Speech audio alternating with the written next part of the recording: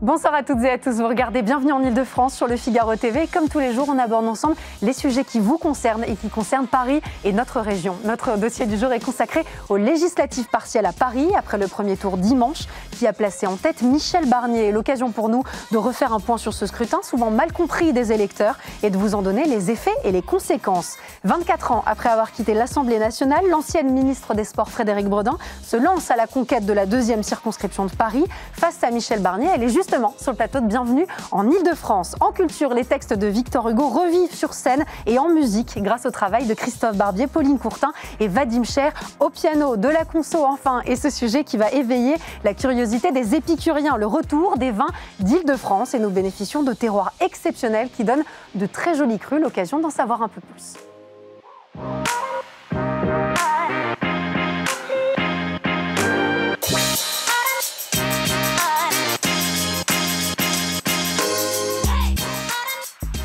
Dimanche a eu lieu le premier tour des législatives partielles, un premier scrutin qui a placé Michel Barnier en avance sur la candidate socialiste Frédérique Bredin.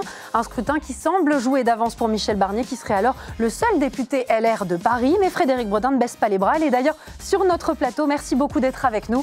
Vous êtes ancienne ministre des Sports et des Jeux Olympiques et Paralympiques de France, candidate à la deuxième circonscription de Paris pour ces législatives partielles. Vous êtes accompagnée en plateau de Guillaume Tabar, rédacteur en chef et éditorialiste politique pour Le Figaro. Avant de vous interviewer à proprement parler, j'aimerais qu'on comprenne mieux ce scrutin et ses tenants et ses aboutissants, parce qu'il est un peu obscur pour les Parisiens. Guillaume Tabar, c'est quoi l'objectif de ces élections législatives partielles ? Bien, c'est que dans cette circonscription, le député sortant, Jean Lossuc, avait été invalidé pour une histoire de compte de campagne, et pas une histoire de malhonnêteté des comptes, mais d'erreur de procédure. Ce qu'on appelle des irrégularités ? Oui, mais qui ne sont pas des irrégularités au sens de fraude. C'est au sens de délai de dépôt de campagne. Bon, voilà. Donc c'est quelque chose qui est très formel, mais qui en tout cas a conduit à rejouer cette élection. C'est régulier. Là, je crois qu'on en est à la 8e partielle depuis un an. Il y en a encore deux à venir. Par législature, il y a toujours une dizaine de partiels, donc c'est quelque chose qui arrive régulièrement. Mais celle-là, on la scrute quand même particulièrement. Parce que c'est la capitale, parce que c'est Paris. C'est une terre électorale d'une ministre, Rachida Dati, qui est maire du 7e arrondissement et qui est un peu impliquée dans cette partielle. Et qui a dû s'incliner. Et qui a dû s'incliner, et surtout, où est candidat un ancien Premier ministre, ce qui est rare. Ce qui n'est pas forcément rare pour cette circonscription, parce qu'il faut rappeler qu'après le redécoupage, vous savez que comme Paris a été redécoupé en 2010, comme partout ailleurs en France, et en 2012, donc premières élections avec ce découpage-là, et c'est François Fillon, à l'époque Premier ministre sortant, qui s'était présenté. On était à l'époque dans un duel droite-gauche classique. François Fillon contre Axel Kahn, le célèbre généticien, qui représentait le PS, et François Fillon l'avait emporté assez nettement. Ensuite, dans cette inscription, la victoire d'Emmanuel Macron avait un peu chamboulé les choses, ce qui fait qu'en 2017, on a eu un député macroniste, Gilles Legendre, ancien journaliste, qui s'est présenté, qui a gagné contre la gauche et contre la droite. Gilles Legendre, qui est ensuite devenu le président du groupe LREM à l'Assemblée nationale lors de la première mandature d'Emmanuel Macron. Et ensuite, lors de cette partielle, enfin pas partielle, lors des législatives de 2024, après la dissolution, il s'est passé quelque chose d'un petit peu compliqué, puisque Gilles Legendre, député sortant, n'a pas été réinvesti par son parti. En Marche, Ensemble, le nom a beaucoup changé, a investi Jean Lossuc, qui était un collaborateur de Rachida Dati, et qui a porté les couleurs d'Ensemble, et qui avait contre lui la candidate socialiste, qui était déjà celle de la dernière fois, Marine Rosset, qui cette fois-ci était la suppléante de Frédérique Bredin, et aussi une candidate LR qui s'est présentée, mais qui n'a pas fait un score très élevé. Donc là, l'idée, c'était d'éviter justement cette conjoncture avec un candidat LR et un candidat de la Macronie. Voilà, là, ce qui a changé, c'est qu'en juin 2024, on avait 3 candidats de ce qu'on appelle le socle commun. Le candidat officiel d'Ensemble, le député sortant et une candidate LR, et que cette fois-ci, avec Michel Barnier, on avait un candidat unique de l'ensemble de ce socle commun, là où en face, Madame Bredin était la candidate unique de l'ensemble des forces de gauche, et qui avait également une candidature du RN et une du parti Reconquête. Alors, le premier tour a eu lieu dimanche dernier. Globalement, finalement, on voit une grande stabilité du corps électoral. Michel Barnier qui a... Il n'y a pas vraiment d'effet Premier ministre ? Non, alors Michel Barnier, qui a obtenu un peu plus de 45%, c'est légèrement en dessous, c'est 4 points en dessous du total des 3 candidats de 2024. Bon, mais par définition, 3 candidats de 3 partis différents, ça ratisse un peu plus large. Évidemment. Bon, donc l'équilibre est à peu près le même. De même, Mme Bredin, qui a obtenu de mémoire 31,16%, si je... 31,66% exactement. 31,66%, voilà, bon. Et moins de 2 points en dessous du score de Marine Rosset en juin dernier. Donc là encore, on est dans l'équilibre. Et le candidat du RN, qui était Thierry Mariani, et le candidat de Reconquête, le parti d'Éric Zemmour, à eux deux, ils ont totalisé 13%. C'est beaucoup, non? C'est beaucoup, effectivement. On va parler notamment, il y a des particularités dans certains parties de la circonscription. C'était 2 autres candidats en 2024, mais ces 2 candidats, à l'époque, avaient fait 12%. Donc, ils ont plutôt progressé, mais d'un point. Voilà. Donc, globalement, on a une certaine stabilité du corps électoral. Et surtout, le point le plus intéressant, c'est qu'on voit bien qu'il y a une sorte de camailleux électoral géographique, puisque, pour faire bref, plus on est à l'est de la circonscription, autour du Jardin des Plantes, du boulevard Saint-Marcel, en limite du 13e, et plus on vote à gauche, et plus on va à l'ouest de la circonscription, c'est-à-dire vers le Champ de Mars, l'école militaire, la Tour Eiffel, et là, plus on vote à droite. C'est ce qu'on a retrouvé cette fois-ci. Michel Barnier étant candidat unique, il est plus fréquemment arrivé en tête dans les bureaux de vote. Il est arrivé en tête dans la totalité des bureaux de vote du 7e, la totalité des bureaux de vote du 6e, et dans le 5e, je passe votre contrôle, sur 25 bureaux de vote, je crois qu'il y en a 18 où vous êtes arrivé en tête. Et plus 5% de lui. Voilà, et lui, il a eu 8 bureaux où il est en tête, qui sont les bureaux d'air les plus à l'ouest du 5e. Ouais. Donc il y a une géographie. Voilà, il y a une stabilité globale du corps électoral, mais avec une vraie géographie qui montre que cette circonscription est plus bigarrée que l'on pense. On dit que c'est une circonscription qui est imperdable pour la droite parce que considérée comme UP. C'est vrai ? C'est vrai que sociologiquement, en termes de revenus, en termes de niveau d'études, etc., cette circonscription fait partie des plus favorisées de France. Ce qui fait que longtemps, effectivement, elle a voté à droite. Mais d'une part, le découpage actuel fait que ça n'est pas que le 7e. Rachid Dati est maire du 7e. Mais la circonscription, c'est tout le 5e. Et le 5e, c'est à lui seul la moitié de la population de la circonscription. Une partie du 6e et les 3/4 du 7e. C'est moins homogène qu'il n'y paraît. C'est moins homogène qu'il n'y paraît. Et puis surtout, voilà, on a vu aussi un électorat aisé socialement, mais culturellement à gauche, et être nombreux dans le 5e arrondissement. Voilà ce qui fait que quand on prend la carte, même à la dernière présidentielle, Jean-Luc Mélenchon, ça faisait, il n'y a pas de candidat à LFI, mais a fait des scores très élevés dans le 5e. On n'aurait pas imaginé ça. Et aux dernières législatives, Marine Rosset, en l'occurrence, en 2024, était en tête sur l'ensemble du 5e. Déjà en 2012, Axel Kahn était en tête sur le 5e, là où François Fillon était en tête sur le 6e et le 7e. Donc vous voyez, il y a une sorte de constance. On ne peut pas parler d'évolution. Il y a une certaine constance avec un 5e longtemps très à droite, c'était l'arrondissement de Jean Tibéry, l'arrondissement où Jacques Chirac, lorsqu'il était maire de Paris, se faisait lui-même élire. Mais le 5e a évolué sociologiquement au fil du temps, ce qui fait que voilà, on a cette circonscription qui est plus variée qu'on le pense souvent. Il nous reste 1 minute pour évoquer le taux de participation qui est assez faible, mais c'est plutôt habituel quand même dans ce type d'élection. Là, on est à 26,18%. Qu'est-ce que ça dit? Oui, c'est évidemment très bas. C'est donc un électeur sur 4 qui s'est rendu aux urnes. Traditionnellement, à Paris, l'abstention est toujours sensiblement plus forte qu'ailleurs. Ça, c'est une constante. Deuxième point, sur une partielle, les taux sont toujours très élevés. Sur toutes les partielles qui ont eu lieu depuis 1 an, on est à des taux de participation qui sont souvent autour de 30%. Donc là, à 26%, c'est effectivement légèrement en dessous, c'est très bas, mais c'est dans la moyenne d'une élection législative. Et surtout, ce qui est intéressant, quand on compare donc, les résultats, cette fois-ci en voix, on se rend compte qu'on ne peut pas dire que c'est électorat qui s'est abstenu. On ne peut pas dire ce sont les bourgeois qui n'ont pas été votés parce que c'était joué d'avance. On ne peut pas dire c'est la gauche qui n'a pas été votée parce qu'elle pensait qu'il n'y avait aucune chance. Non, on voit que dans chaque camp, il y a eu à peu près le même taux de mobilisation, ce qui a donné les résultats que l'on a vus dimanche. Frédérique Bredin, vous êtes candidate pour le PS. Les résultats de dimanche sont relativement peu encourageants. Pourtant, vous ne baissez pas les bras. Pas du tout. Je voudrais d'abord dire que ça a été une très belle campagne, où j'ai été très bien accueillie. Bien que beaucoup de gens aient tout fait pour qu'elle n'ait pas lieu, cette campagne.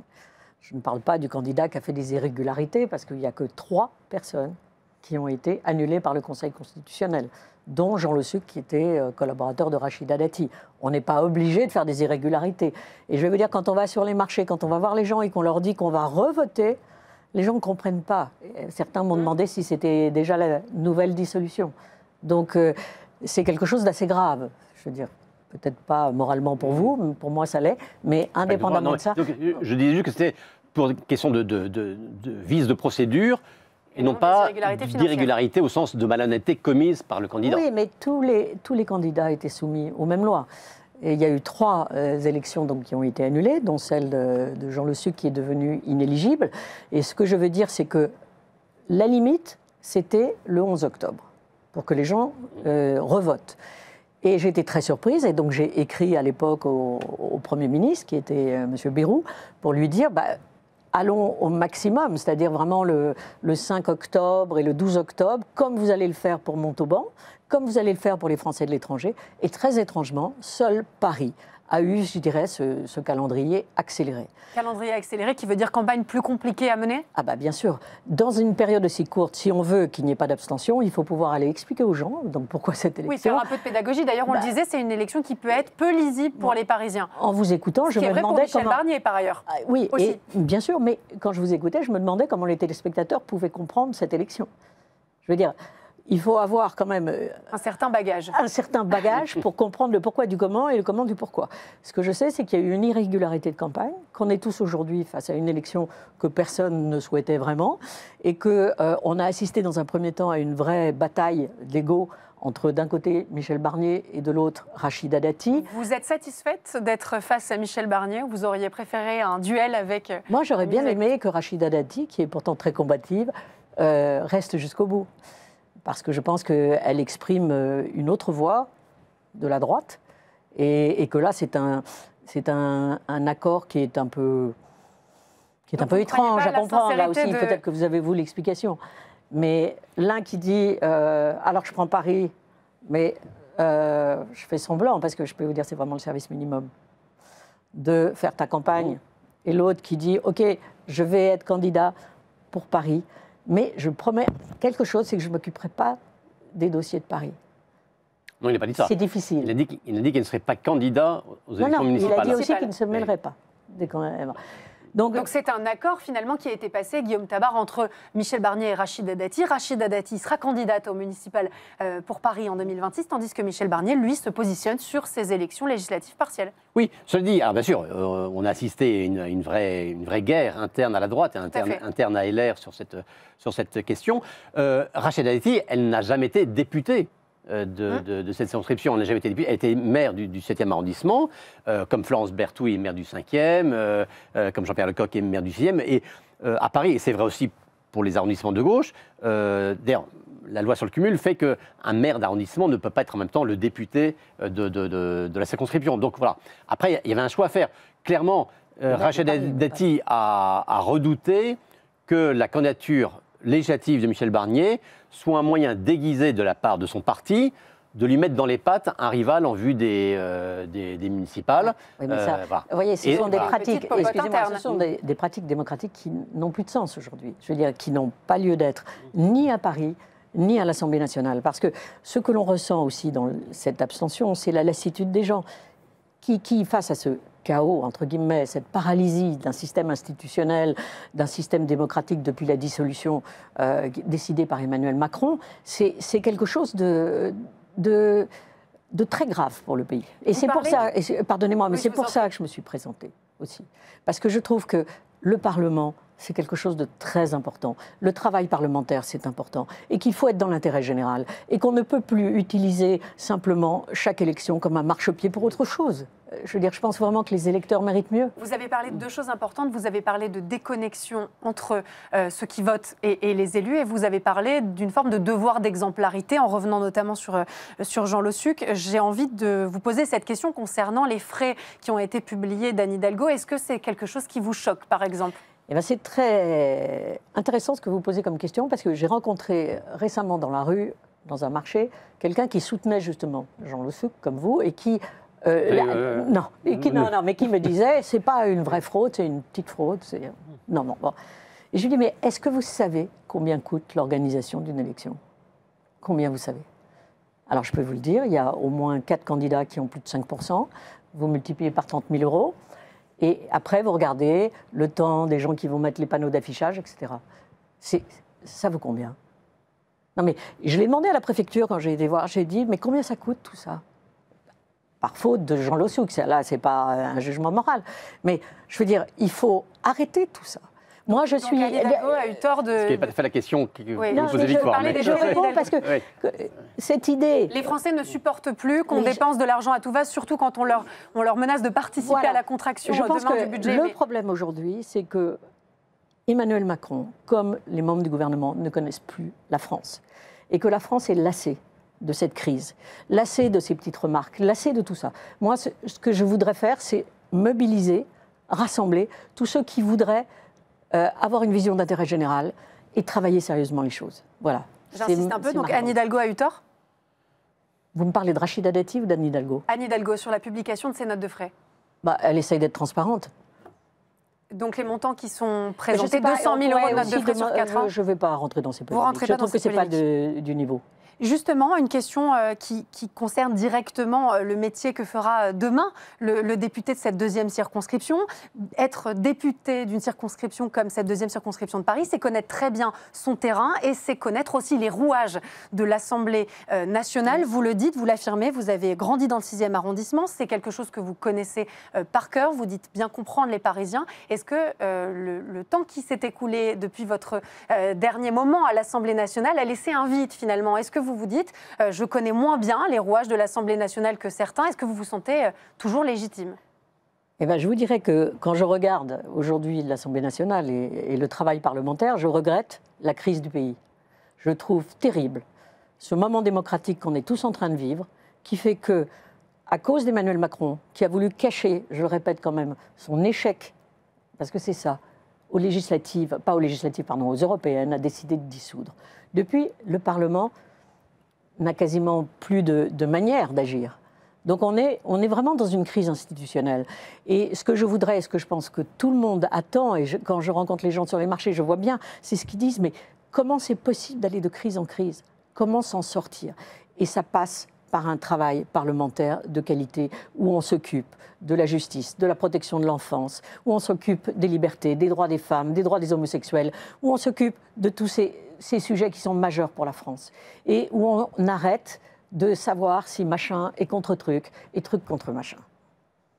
Guillaume Tabar, le fonctionnement justement de ces législatives est toujours particulier puisqu'en effet les candidats et les futurs élus doivent aussi entre, je le disais, une très bonne connaissance du terrain et des rouages qui sont de plus en plus complexes avec une assemblée, oui. Madame Bredin l'a rappelé, qui est très fragmentée, oui. Qui est compliquée. Alors, il y a une question politique, je dirais même institutionnelle de fond, qui est vieille comme la République et vieille comme le scrutin d'arrondissement, c'est est-ce qu'un député est le représentant d'un territoire, et donc est-ce qu'il est le porte-parole d'un territoire à l'Assemblée nationale, ou est-ce qu'il est le représentant d'une Assemblée nationale sur une portion de territoire donné? Comment est-ce que vous envisagez juste pour aller au bout, et il y a quelque chose d'assez amusant dans ce match qui vous oppose, c'est que l'un comme l'autre, Michel Barnier comme Madame Bredin, ont tous les deux été élus sur cette période plus ou moins longue, mais assez substantielle, ailleurs. Madame Bredin était maire de Fécamp, Michel Barnier a été député et président du conseil départemental de la Savoie. Voilà, donc ils ont une histoire politique qui est liée à un territoire particulier. Aujourd'hui, ils ont fait le choix, et qui est le choix de chacun, de dire bah, je me présente à Paris. Voilà. Ça, il y a toujours le terrain de débat sur les parachutages, sur pourquoi on vient se présenter là, qu'est-ce qu'on recherche. Bon, voilà. Et c'est vrai que c'est un peu difficile, je pense, pour un candidat de dire, voyez, ma passion, ça a toujours été Paris, lorsque on s'est identifié à notre territoire. Peut-être aussi, mais là, en l'occurrence, c'est pas un parti pris que je prends, puisque ça concerne les deux candidats. Peut-être aussi que dans l'absence d'intérêt des électeurs de cette circonscription, il y a aussi le fait de dire qu'on a deux personnalités qui ont eu un rôle national, qui ont eu un ancrage territorial qui n'avait rien à voir avec Paris, et qui, d'un seul coup, aujourd'hui, arrivés se disent, bah, tiens, après tout, à Paris, on pourrait exister. Ah, je veux dire, comme je veux paraître beaucoup plus jeune que je ne le suis, je le dis, mais en confidence, j'ai vécu quand même 40 ans entre le 6e et le 7e et le 5e arrondissement. Mais quand vous étiez maire de Fécamp, vous expliquez aux habitants de Fécamp que vous aviez un attachement très fort à la ville de Fécamp qui n'avait rien à voir avec le fait de vivre à Paris. Ce que j'ai expliqué, absolument. J'assume complètement le rôle national d'un élu, d'un député. En revanche, il est important qu'il s'occupe aussi des sujets locaux. Et donc c'est difficile d'aller dans la fameuse rupture qui est à l'ordre du jour, entre d'un côté Rachida Dati, de l'autre Michel Barnier, dans ce rôle. Vous voyez, on a besoin de rassembler aujourd'hui, on a besoin de mobiliser. Et en fait, c'est ce que je veux faire. C'est mobiliser tous les gens de ce quartier qui est absolument extraordinaire. Parce que si vous regardez, c'est le quartier historique, c'est le quartier culturel, c'est le quartier étudiant, c'est le plus beau, historiquement, quartier de Paris. Donc vous partirez du local. Ah, mais les deux. Enfin, la réponse est, il faut s'occuper, bien sûr. Il faut aimer l'endroit où on est. Et moi, cet endroit, je le trouve magnifique. Quand vous regardez la recherche, les étudiants, ce Paris-là mérite vraiment d'être incarné par des gens qui veulent le soutenir et lui donner un pôle international. Et par exemple, est-ce que pour les municipales qui auront lieu maintenant dans quelques mois, vous allez vous battre et à quelle place pour, par exemple, faire basculer le 5e arrondissement qui est aujourd'hui détenu par Florence Berthoud? En tous les cas, je veux absolument que Paris reste à gauche. Et c'est l'origine... Vous la candidature d'Emmanuel Grégoire? Tout à fait, tout à fait. Ce que je crois, c'est que vraiment, cette ville est une ville magnifique. Et le quartier latin, dans lequel se passe aujourd'hui, je dirais, la concurrence, je n'ose pas parler de combat, mais quand même, nécessite que tous les républicains, tous les progressistes soient là. Je voudrais insister sur une chose, parce que vous l'avez un peu dit, pardon, c'est aussi la montée de l'extrême droite. Moi, j'ai vu sur le marché Monge, j'ai vu Thierry Mariani. Et les candidat du RN. Candidat, pardon. Et les gens étaient étonnés de le voir là. Étonnés. Et là, en effet... Lui aussi, ancien député du Vaucluse, aujourd'hui candidat à Paris. Tout à fait. Et en fait, qui prépare sans doute les municipales. Il faut en être conscient. Il faut en être conscient. Il y a aujourd'hui non seulement une montée de l'extrême droite à Paris, qui justifie mon engagement, mais également une sorte de collusion qui se voit, je vous assure, sur le terrain, et je peux en témoigner, et qui se voit aussi à l'Assemblée nationale, les clins d'œil répétés de Michel Barnier, quand même, au Front national, au Rassemblement national. Qu'il a renversé, le Rassemblement national qui a renversé Michel Barnier précisément. Et d'ailleurs, il fait cette confidence étonnante, enfin on l'a vu à ce moment-là, il fait cette confidence étonnante à son successeur, méfie-toi, parce qu'on croit qu'on négocie, et en fait, ils peuvent vous trahir au dernier moment. Mais ce n'est pas ce que je veux dire. Moi, je représente les progressistes. Je représente les gens qui ne veulent pas de l'extrême droite à Paris. Et donc la France insoumise à gauche, côté, vous avez parlé de l'extrême droite, je me permets de basculer côté de l'extrême gauche, c'est non? C'est pas non, je refuse aucune voie. Mais ce que je veux dire, c'est que j'ai été très clair sur ma position, et qu'aujourd'hui, si vous parlez des Insoumis, c'est de ça dont vous parlez. Tout à fait, la France Insoumise. La France Insoumise n'a pas souhaité présenter de candidat. Mais moi, j'ai cru jusqu'au dernier moment qu'il n'y en aurait un. Mais avoir le soutien de la France Insoumise ne vous pose pas de problème? Je ne sais pas où vous l'avez trouvé. Non, c'est une question. Ah bon? Vous êtes de facto la candidate de l'ensemble de la gauche. De facto. Vous êtes la candidate des Verts, vous êtes la candidate des socialistes. Oui, absolument. Je répète, je suis la candidate de tous ceux qui ont le cœur à gauche. Voilà. Dont la France Insoumise. Mais il faudrait prendre électeur par électeur. Je veux dire, comment est-ce que vous pouvez dire quelque chose comme ça? Moi, quand je rencontre des étudiants qui... je n'affirme rien, je vous pose une question. Non, mais je vous dis, quand je rencontre des étudiants qui pensent qu'on est en pleine régression sociale, qui pensent que la recherche est abandonnée, qui pensent que la culture est massacrée par Rachida Dati, qu'est-ce qu'il faut que je dise? Mais alors, vous êtes où? Vous faites quoi? Etc. Le Front National, excusez-moi, je peux poser...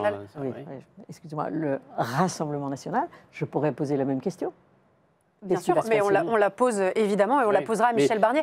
Non, mais parce que cette collusion, elle se voit physiquement. Oui, mais vous pointez une collusion entre... Mais il n'y a pas de collusion. Entre le centre, la droite et le Rassemblement National.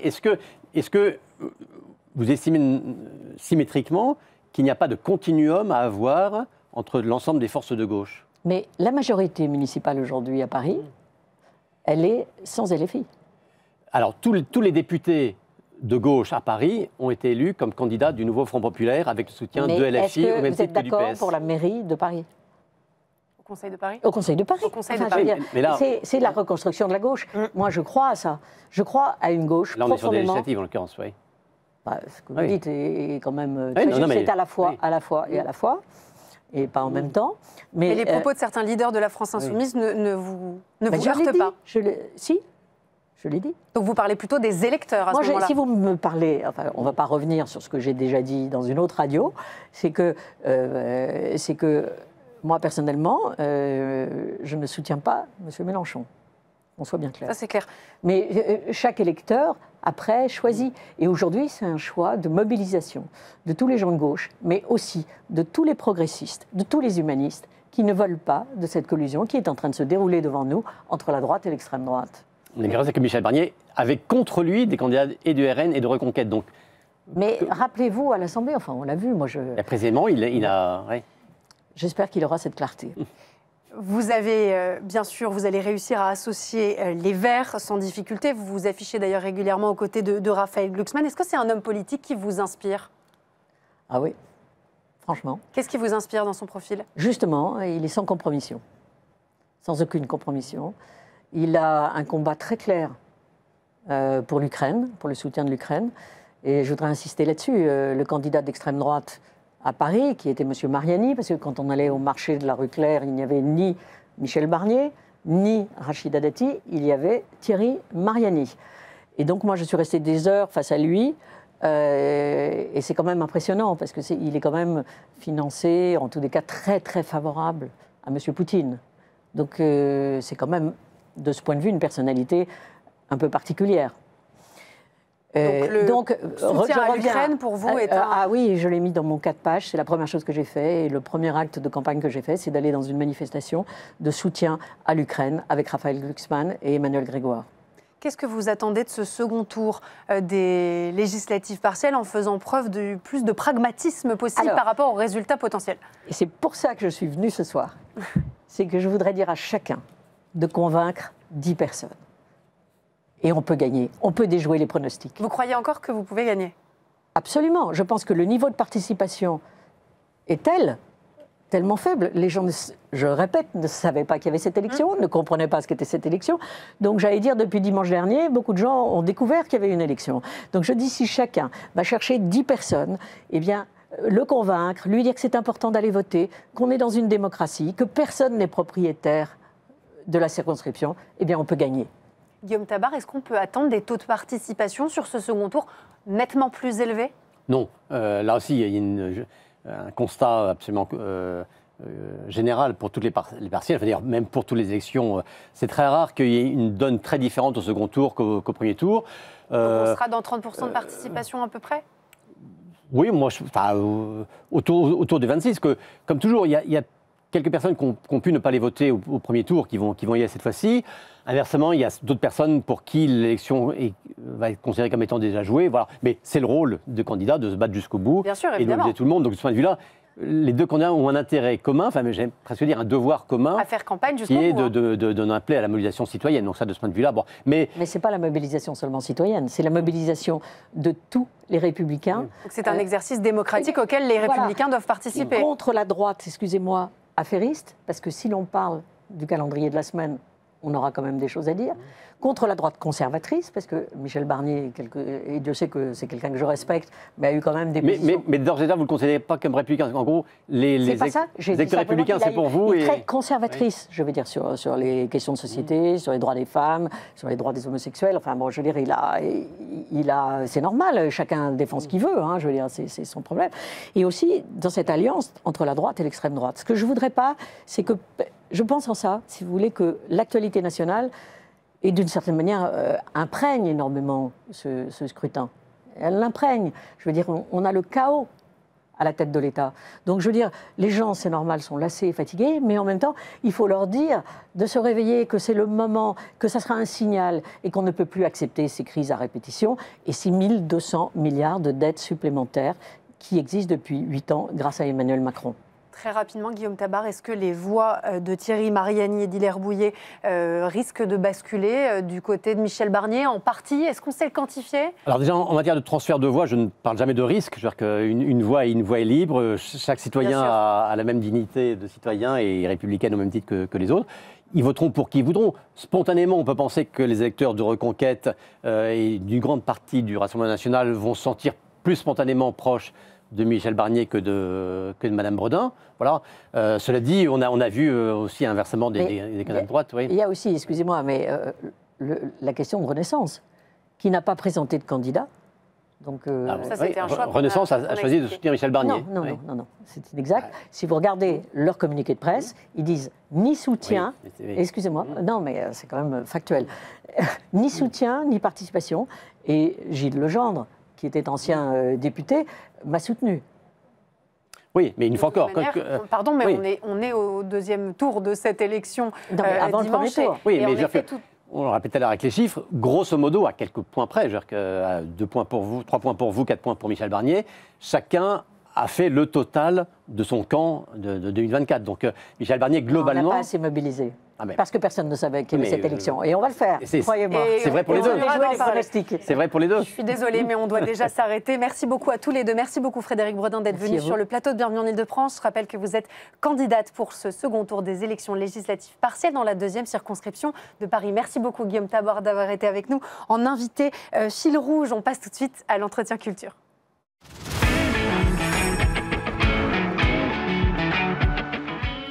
Enfin, observateur de son siècle, Victor Hugo consigne observation et réflexion tant sur la beauté que sur la misère qui l'entoure. Ce journal de bord deviendra chose vue et la mélodie de ses poèmes inspirera les plus grands compositeurs du monde. C'est ainsi que dans un spectacle magnifique au Théâtre de Poche, Christophe Barbier redonne sa voix à Victor Hugo tandis que la talentueuse soprano Pauline Courtin le chante. Chose vue et chantée, tout était dans le titre finalement et on est ravis de pouvoir en parler avec eux en plateau. Bienvenue à tous les deux, on est ravis de vous recevoir.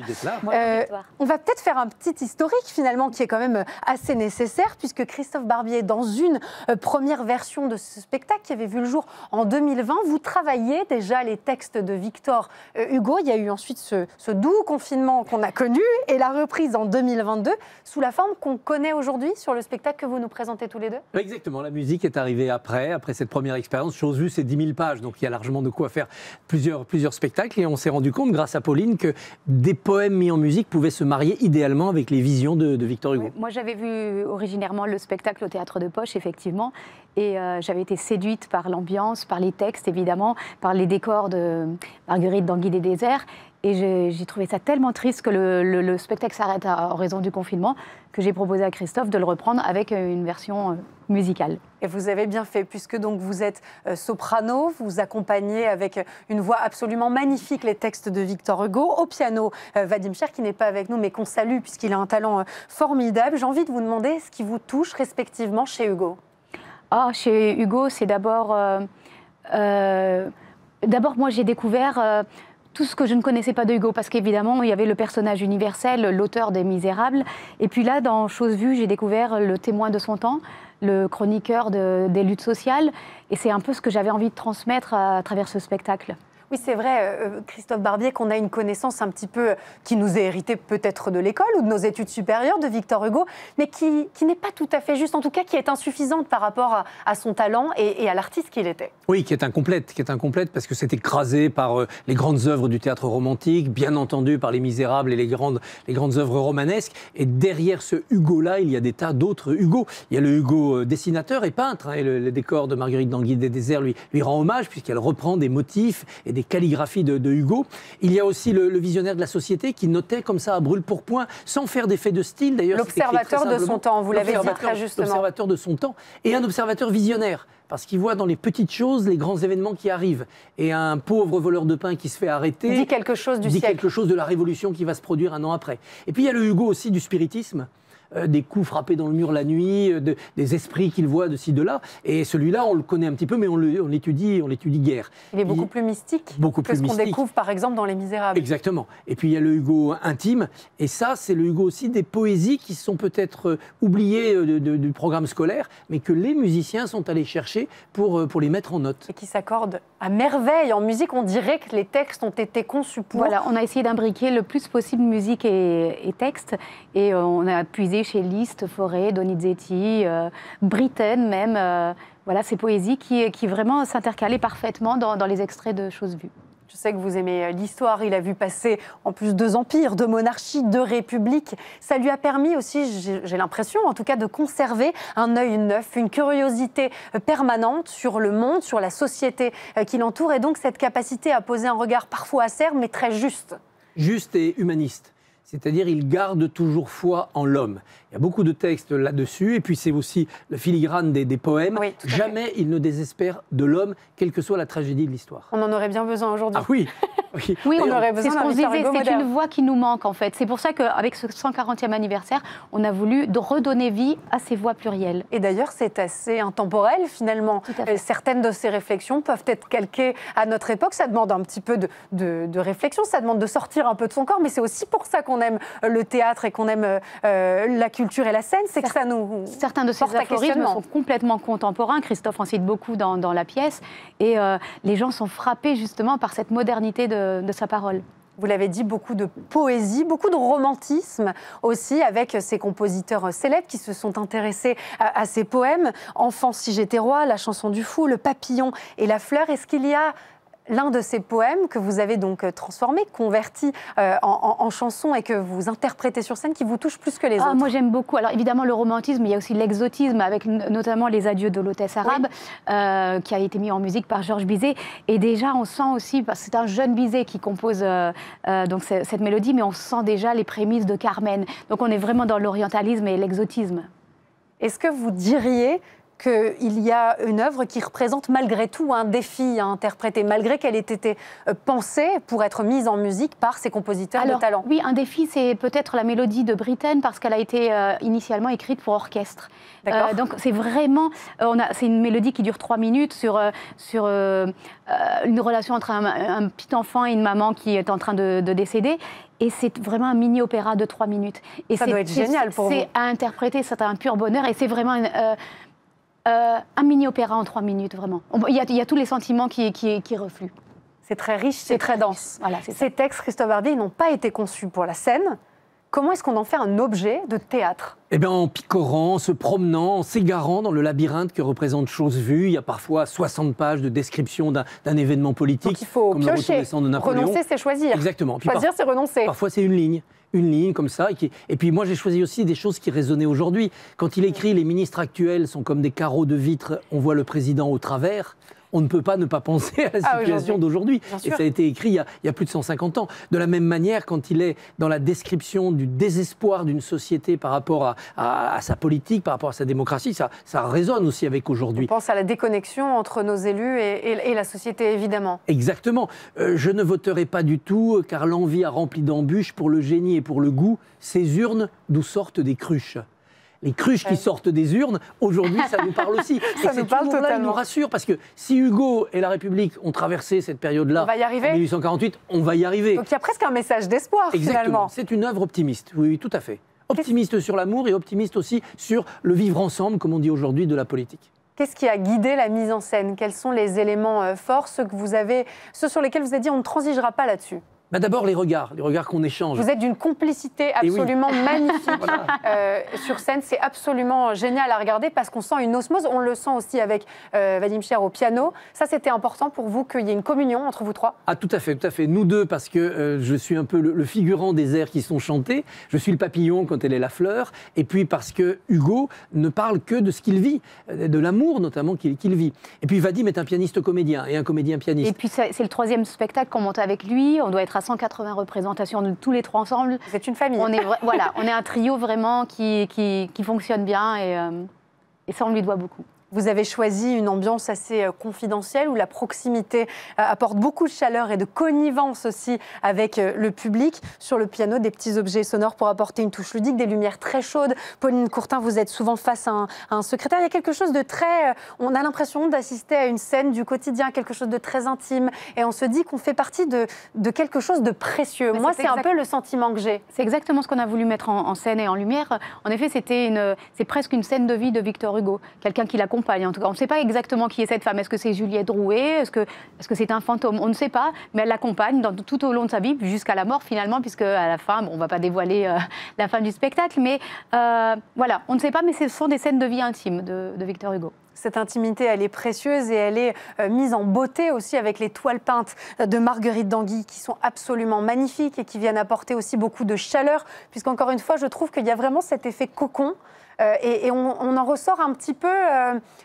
moi, je trouve en décalage avec le réel. On se dit, j'ai vécu dans une bulle, une faille spatio-temporelle, et quand je ressors et que je reviens à la réalité de Paris, il faut un petit peu de temps. Oui, un peu de temps. Pour nous, cette bulle, c'est aussi la tête de Hugo. On est un peu dans son esprit, dans son imagination. Tourmenté aussi. Oui, tourmenté, parce que, comme le montre la toile qui est au fond, qui s'appelle Ma destinée, qui est une sorte d'immense vague tempétueuse, c'était un être torturé. Tempête sous un crâne, c'est lui. Et c'est un Hugo qui ne cesse de s'interroger sur lui, son destin, la mort, Dieu, et aussi sur l'humanité. Donc évidemment, c'est torturé. Mais tout cela, c'est au service de la création. Il se lève la nuit pour écrire un vers, il médite, une dent qui tombe lui fait penser à l'avenir, à la mort, à la vie, parce que pendant ce temps-là, les dents poussent dans la bouche de sa petite fille Jeanne. Et donc il y a toujours cette réflexion qui accompagne la sensation. Comprendre ce que sont les artistes, qui ont toujours été les artistes, des êtres à part pour certains, à demi entre le réel et l'imaginaire. Je trouve aussi ces moments de création à observer sont assez dingues et nous permettent de nous plonger dans la création artistique. C'est intéressant que vous partiez de ce processus. Vous êtes le passeur de ces textes. Est-ce qu'il y a une forme de responsabilité, presque de pression, à se dire non, quand même, ce sont les textes de Victor Hugo. Quand même, ce sont les poèmes de Victor Hugo. Attention. C'est vrai. Il ne s'agit pas d'être Victor Hugo ressuscité. Il s'agit d'être le passeur humble et fidèle de son écriture. D'ailleurs, c'est pas une caricature non plus. C'est pas une caricature. La ressemblance. Ce qui est plus facile, c'est que c'est chose vue. Et donc, c'est des écritures qu'il n'a pas retravaillées.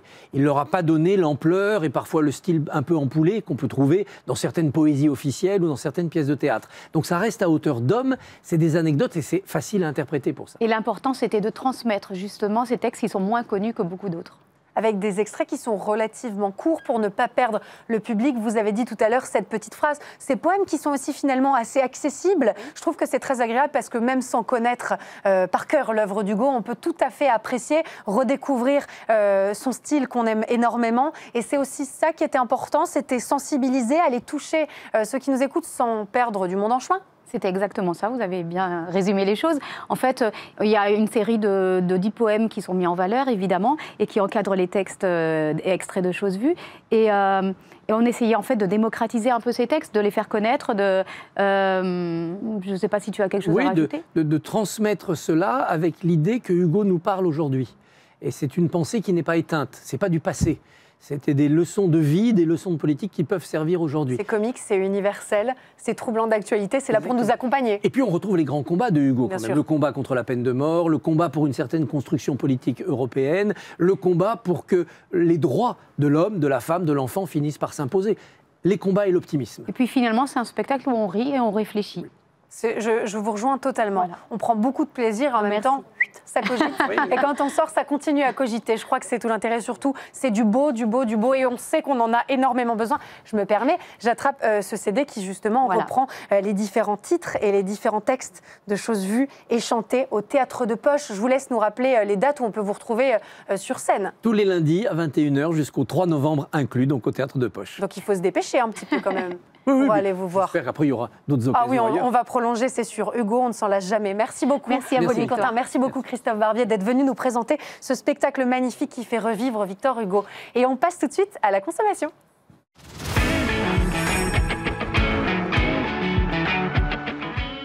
Je suis à peu près certaine que vous vous faites de fausses idées sur les vins franciliens. Il faut dire qu'à part les célèbres vignes du Clos Montmartre, il ne reste plus beaucoup de vignes dans le centre de Paris, dans Paris intramuros. Pourtant, certains passionnés font revivre les vins d'Île-de-France et le pari est plus que réussi. On va en parler avec Cyril Hofstein. Merci beaucoup d'être avec nous. Merci à vous. Cyril, vous êtes grand reporter pour le Figaro Magazine. On va commencer, si vous le voulez bien, avec un peu d'histoire. Puisque l'Île-de-France, et on le sait trop peu, a longtemps été la plus grande région viticole de France, avec 42 000 hectares de vignes. Comment est-ce qu'on explique finalement ce boom pour l'Île-de-France en matière de région viticole et puis ce déclin après ? En fait, faut revenir à une époque où on buvait du vin tout le temps, où même les enfants buvaient du vin d'ailleurs. Alors on buvait pas avec un peu d'eau. Avec un peu d'eau, ouais, mais on le buvait pas. Alors on buvait pas le vin comme on le fait aujourd'hui, de manière très polissée. Non, le vin c'était la boisson qui permettait de couper une eau qui n'était pas toujours de très bonne qualité. Donc ça enlevait le mauvais goût et puis ça donnait un bon petit goût. Donc il y avait une énorme besoin de consommation de vin. La France était un très gros producteur, l'Île-de-France aussi évidemment, parce qu'il fallait donner le vin à Paris. Les choses ont changé au tournant du 19e siècle avec l'arrivée du chemin de fer, qui a permis aux Parisiens de découvrir d'autres vins que ceux de leur région. Et donc on a dû sacrifier quelques vignes au passage. Alors, les vignes, c'est arrivé beaucoup plus tard. En fait, il y a eu des vignes en Île-de-France jusque dans les années 60-70. D'accord. Pour la consommation personnelle, mais surtout, ce qui a détruit le vin d'Île-de-France, en réalité, c'est les vins d'Algérie, c'est la fin de la consommation, et puis, évidemment, l'urbanisme. D'accord, donc on a eu une conjoncture multiple qui a fait et qui explique finalement le déclin de ces vins d'Île-de-France. Ouais. Il y en a quand même qui ont survécu et on en est ravis parce qu'aujourd'hui, ça part forcément de ce terroir qui nous reste et de cette envie de continuer à produire du vin francilien. C'est le cas notamment des vignes à Montmartre. Est-ce qu'il y en a d'autres dans Paris intramuros qu'on connaît peut-être moins? Oui, il y a celles du parc Georges Brassens qui sont un peu moins connues. Revenir juste sur Montmartre, parce qu'on pense qu'elles sont là depuis le 19e siècle, mais pas du tout. Les vignes de Montmartre, elles sont là depuis les années 30. Pas du tout. Elles ont été replantées en 1933 de mémoire et donc c'est plus anecdotique. Non, ce qui est intéressant... Pourquoi est-ce qu'ils sont aussi emblématiques alors? Parce que c'est Montmartre, c'est toute la mythologie des guinguettes, qui ne sont pas à Montmartre, mais en bord de Marne ou en bord de Seine. Mais c'est toute cette espèce de mythologie montmartoise qui se retrouve réanimée dans les années 30 à un moment donné où voilà, il y a cette espèce de nostalgie des cabarets, toutes ces choses-là. Mais ce qui est intéressant dans le vin de l'Île-de-France, réellement, c'est le terroir. Parce que planter des vignes, c'est facile.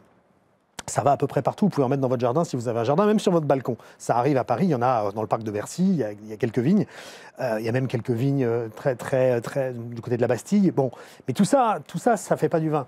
Et pour faire du vin, évidemment, il faut des vignerons, mais il faut un terroir. Et ce qui est exceptionnel en Île-de-France, et ce que les gens n'imaginent pas, c'est qu'on a des sols et un ensoleillement, et notamment des coteaux, exactement comme dans la région bourguignonne. On a tout pour faire des très très grands vins, des vins tranquilles, comme on dit, c'est-à-dire pas des vins pétillants ou des champagnes ou des mousseux, ou ce que vous voudrez. Mais donc voilà, il y a ce terroir. Donc la typicité de nos sols est tout à fait compatible avec la production viticole. Ah mais plus que ça, on revient sur des sols qui ont été choisis par les anciens pour faire du vin, avec les techniques d'aujourd'hui. Ce qui fait qu'on a des cépages comme le chardonnay, comme le pinot, pinot noir en particulier. Donc il y a une vraie typicité et il y a des vignerons qui travaillent dessus, qui sont en train d'inventer en fait les vins de demain, des vins d'Île-de-France. Ouais. Est-ce que c'est intéressant de les comparer avec d'autres vins, d'autres régions viticoles? Vous avez cité la Bourgogne, je suis bourguignonne, donc ça ne peut que m'intéresser. Est-ce que c'est intéressant de dresser des comparaisons ou est-ce qu'on n'en est pas encore là et il faut attendre que cette nouvelle génération se construise? Alors ça, il faudrait demander à un œnologue. Je ne vais pas me substituer vraiment aux spécialistes du vin.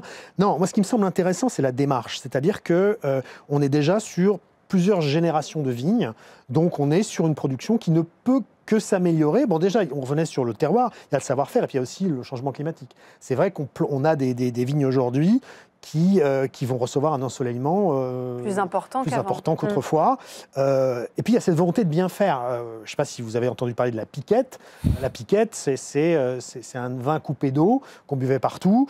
La guinguette, d'ailleurs, je passe du coq à l'âne, vous me pardonnerez, mais la guinguette, ça vient du guinguet, qui est une vigne qui était du côté de Ménilmontant. D'accord. Donc, il y a ces traditions qui sont là, mais j'aime pas du tout le mot tradition et modernité, ça n'a aucun sens. Mais en l'occurrence, il y a des gens vraiment qui ont un savoir-faire, notamment en Seine-et-Marne, mais dans d'autres régions, mais beaucoup à la Seine-et-Marne. Pourquoi? Parce que les coteaux de Seine-et-Marne, semble-t-il, sont extrêmement riches et porteurs d'avenir pour le vin. Ouais. Est-ce que la biodynamie a un avenir en Île-de-France? En tout cas, la biodynamie, je ne sais pas, mais en tout cas, le bio, certainement, puisque beaucoup de ces vignerons-là ont décidé de faire du bio, du vin biologique. Alors, c'est plus facile pour eux dans la mesure où ils ont des parcelles qui sont quand même relativement modestes. On n'est pas sur des grandes exploitations. L'échelle est plus évidente à travailler en bio. Je pense que c'est plus facile pour des vignerons qui travaillent un peu seuls, oui. Certainement. Est-ce qu'on va arriver un jour à des vins d'exception? Est-ce qu'on y croit? À des grands crus? Alors, eux, y croient, en tout cas. C'est déjà bien, c'est passionnant. Voilà. On a besoin d'eux. Absolument. Non, eux, y croient, mais je pense qu'il y a ce savoir-faire d'aujourd'hui qui fait que oui, il y a toutes les chances qu'on ait des grands crus qui arrivent un jour en Île-de-France. Oui. Et demain, au supermarché, quand on verra un vin bourguignon, un vin bordelais, un vin du Jura, un vin d'Île-de-France, on ne se dira plus « voyez, non, bon, l'Île-de-France, c'est pas une région de vin ». On changera complètement de méthode, de mode de pensée. Très, très probablement, sachant que l'Île-de-France c'est un immense ensemble de départements et que la Seine-et-Marne touche quand même d'autres régions déjà bien connues pour le vin. Mais en tout cas, oui, je pense que le regard va changer, c'est sûr. Pour que ces passionnés puissent continuer à travailler dans ce sens, il faut quand même un certain écosystème qui se mobilise autour d'eux. Cet écosystème, il existe. En 2000, il y a eu la création d'une IGP dans 8 départements de la région. Il y a également un syndicat qui est très actif. C'est important finalement que tout se mette en musique autour de cette production viticole pour qu'elle soit la plus dynamique possible, la plus vivante. Oui, il y a beaucoup de gens qui sont au chevet de cette production. Il y a notamment un projet à horizon 2030 d'une maison des vins d'Île-de-France, toujours en Seine-et-Marne, pour essayer de coordonner ça et surtout, comme vous le faisiez remarquer très justement, de rassembler plein de bonnes volontés. C'est-à-dire, il y aura à la fois du vin, mais il y aura aussi de la gastronomie.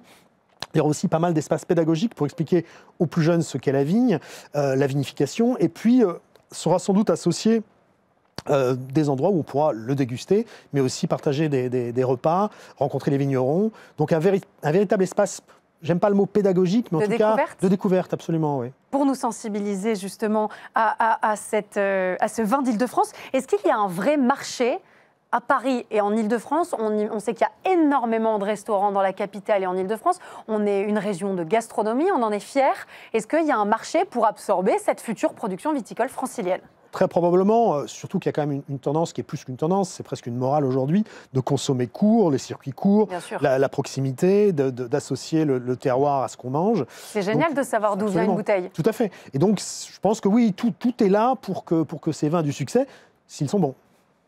Alors, est-ce que vous en avez goûté? Eh bien, je confesse que non. Pas encore? Pas encore. Mais vous avez la curiosité? J'ai hâte. De les tester. Le photographe avec lequel je suis parti faire le reportage a une bouteille, et s'il m'entend, j'aimerais bien qu'on la débouche ensemble. Oui, parce que c'est ça qui est important. Vous parliez tout à l'heure de plaisir, de dégustation, de découverte. On sait évidemment que ça fait partie de notre patrimoine et que c'est quelque chose que les Français chérissent. Absolument. Mais encore une fois, moi, ce qui m'a... Comme je ne l'ai effectivement pas goûté, c'est sans doute une faute professionnelle dans mon métier. Mais non, vous êtes très raisonnable. Très raisonnable.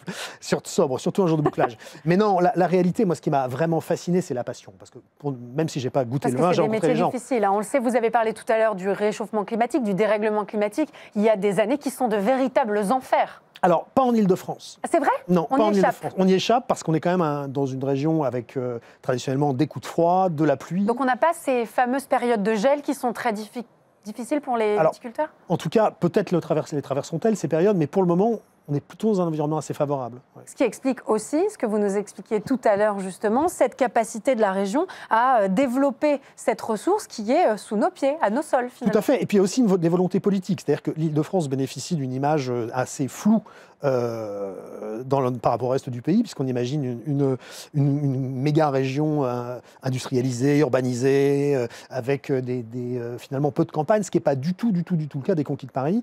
La campagne est très vite à nos portes, et les élus locaux ont aussi envie de faire connaître ce visage champêtre, si vous me passez le mot, Bien sûr, et on s'en réjouit. C'est vrai qu'on a tendance à résumer l'Île-de-France à Paris et à des zones urbaines. C'est totalement faux, et on le sait quand on est à une quinzaine de kilomètres de Paris intramuros, et on découvre notamment ces vignes franciliennes qui, on l'espère, demain nous produiront de très grands crus. On a hâte de les découvrir et puis de les goûter. Absolument. Un grand merci d'être venu nous en parler et de nous parler justement de ce retour des vins d'Île-de-France. On vous prépare un sujet dans les vignes de Montmartre à l'occasion de la fête des vendanges. Un grand merci, à très bientôt Cyril Hofstein. Et moi je vous dis à demain dans le Figaro TV. Excellente soirée.